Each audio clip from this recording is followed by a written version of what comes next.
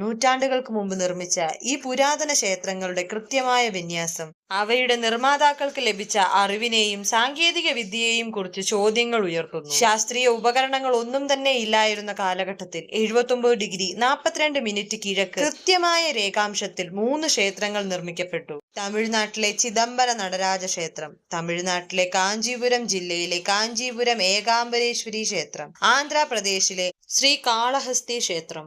ഈ 3 ക്ഷേത്രങ്ങളും നിർമ്മിക്കപ്പെട്ടിരിക്കുന്നത് നേർരേഖകളിലാണ്. വായു, ഭൂമി, ശൂന്യം എന്നിങ്ങനെ ഭൂമിയുടെ വിവിധ ഘടകങ്ങളെ പ്രതിനിധീകരിക്കുന്ന ശിവലിംഗങ്ങളാണ് ഈ ക്ഷേത്രങ്ങളിൽ കാണപ്പെടുന്നത്. ശ്രീകാളഹസ്തി ക്ഷേത്രത്തിലെ മിന്നുന്ന വിളക്ക് കാറ്റിന്റെ കളികളെ കാണിക്കുന്നു. അതിനാൽ ഇത് കാറ്റിന്റെ ക്ഷേത്രമായി അറിയപ്പെടുന്നു. കാഞ്ചീപുരത്തെ മണൽ കൊണ്ടുള്ള സ്വയംഭൂ ലിംഗം ഭൂമിയുമായുള്ള ദേവതയുടെ ബന്ധത്തെ സൂചിപ്പിക്കുന്നു. അതിനാൽ ഇത് ഭൂമിയുടെ ക്ഷേത്രമായി അറിയപ്പെടുന്നു. ചിദംബരത്തിലെ രൂപരഹിതമായ സ്ഥലം പരമാത്മാവിന്റെ അരൂപമായോ ശൂന്യതയുമായോ ഉള്ള ബന്ധത്തെ സൂചിപ്പിക്കുന്നു. അതിനാൽ ഈ ക്ഷേത്രം ശൂന്യതയുടെ ക്ഷേത്രമായി അറിയപ്പെടുന്നു.